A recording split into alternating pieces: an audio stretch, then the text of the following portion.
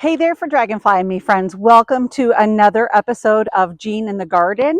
And today is going to be a Gardening 101 tutorial on how to properly plant your potatoes.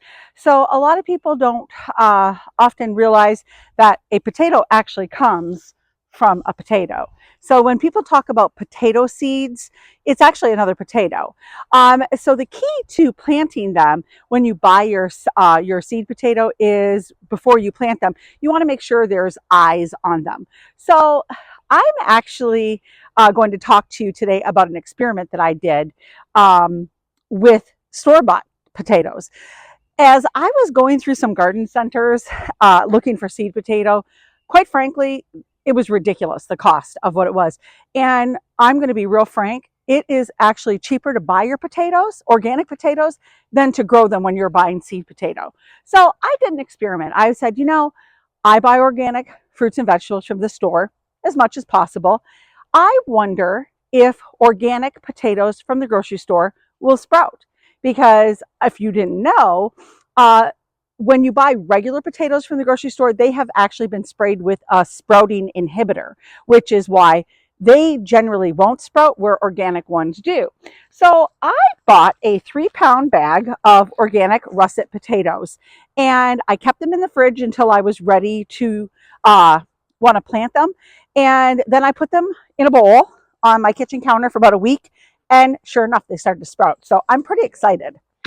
And so for my 3 pounds of organic potatoes, I got 9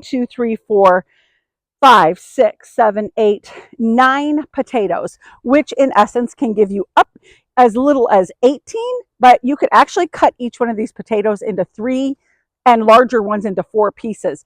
The key to planting potatoes is you want to make sure it has at least a minimum of 2 to 3 eyes. So I am going to get up a little close to the camera just to show you exactly what an eye is. And so this is an eye, friends. That's an eye, that's an eye, that's an eye, that's an eye, that's an eye, that's an eye. And what happens is out of each of these eyes, it grows a root, which is where the baby potatoes grow. So your seed potato, this little potato right here, after I plant it, all of these are going to grow into shoots, and I am going to get a nice green foliage outside on the plant. And then eventually the potato plant will start to flower, and it'll get a purple or a white little pretty flower on it. And that's when you know that the potatoes are actually starting to develop underground. Another important thing when you're growing potatoes is as that the foliage is coming up out of the ground, you're going to want to hill the potato. And once my potatoes start sprouting, I'm going to actually do a quick video on that so I can show you exactly how to hill it. You want your greenery to be about 6 inches at least tall before you start mounding up around it, because the potatoes will actually kind of like start popping up out of the ground, and you don't want that because they'll turn green, and that you shouldn't eat a green potato. So before I get any further into the video, if this is your first time here, I'm Jean Roman and you're at For Dragonflies and Me. So thank you so much for joining me at another episode here at my YouTube channel. You can see all kinds of gardening information at my blog at fordragonfliesandme.com, as well as my podcast is hosted here and at my blog. And I have daily information on gardening, cooking, and tons of fun stuff. So now let's get into the meat of this video, and that is how to properly plant seed potatoes. So I have already gone ahead and gotten my seed potatoes cut, but like I said, with each of these eyes, I could actually cut this into another section and plant it. Again, as long as there are 2 to 3 eyes per hunk of potato, you're going to get a plant.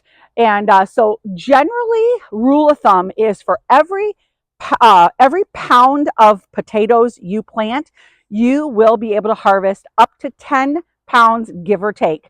So that can kind of give you an idea. And if you want to save your potatoes, if you have root storage and you're going to do root cellar, potatoes, that is something, you know, to determine how many potatoes you want to plant and how much space you want to plant. If you're just looking to have fresh potatoes through the summer, that is great.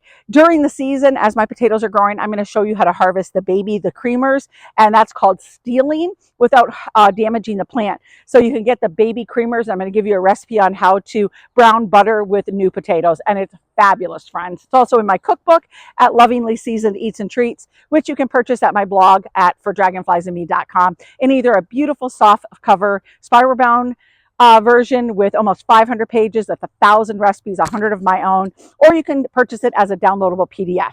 But let's get into this. But first, be sure to smash that subscribe button and the like button so you don't miss a beat. All right, friends. So I am going to just go ahead and cut one potato. So here we are, and I am just going to focus this, get this one over here. So this one's got some bigger eyes. So I am going to just cut them in half. And again, like I said, these have enough eyes to where I could plant them. But what I want to make sure that I do, oh, and one thing before I get going to, this is my asparagus bed. So these asparagus are finally starting to pop up. So excited. I'll have a reel at my Instagram page for that as well. And my row of garlic is definitely popping up. So that's what these are in the center that you can see here. Those are going to be green garlic, not fall. Generally, you plant your garlic in the fall for harvest the following year. I planted garlic this spring for spring garlic, which I'll use as like scallions. And I will be planting my fall garlic this fall, which I'm excited to show you guys that as well.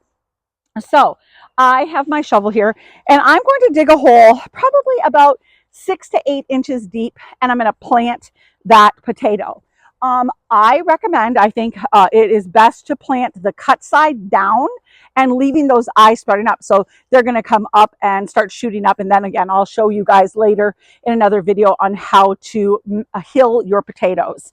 Once this bed is planted with the potatoes, I am going to also mulch it with grass. But if you may be wondering, well, Jean, why are you planting potatoes in your asparagus bed with garlic? Well, this asparagus is 2-year-old roots, and so I will not harvest this asparagus this year or next year. So it is starting to grow up, and I'm going to let it grow, and I'm going to let it go to fern. Once I do that, it will get a little larger, but I will have already harvested my potatoes by the time that happens, and I will cut back my asparagus ferns once before I let them go in the fall. So that is why I am able to do this. Oftentimes, with raised bed gardening and companion planting and succession planting, you can harvest things and then replant. You can also plant certain things because by the time they're fully developed, the other things around it aren't. For instance, tomatoes.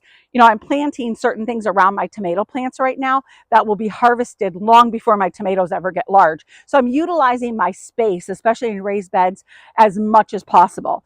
So I'm going to take this other potato, and I'm only planting about 9, and I'm going to make a little hill here. I am going to put a marker down as well so I don't forget that they're here. If you notice this is an antique lightning rod that I purchased at a flea market several years ago.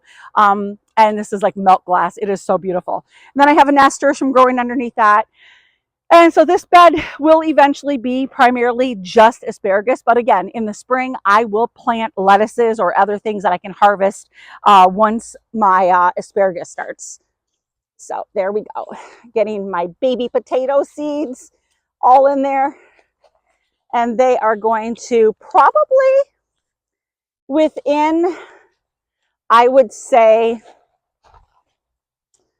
probably by the end of June, I will be able to start harvesting baby potatoes. Potatoes are a fall crop, so we plant them early, steal through the spring and summer months, and then do our big harvest in the fall.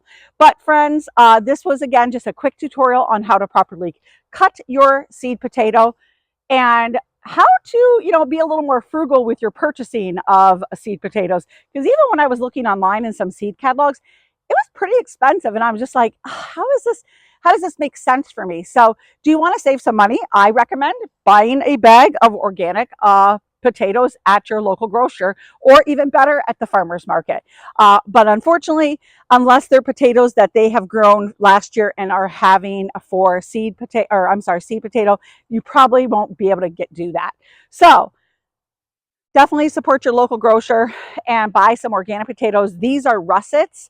I did purchase seed potato for red potatoes, my red Pontiacs. And I'm probably going to get some Yukon Golds as well. But I wanted to just buy one bag and kind of see how it worked.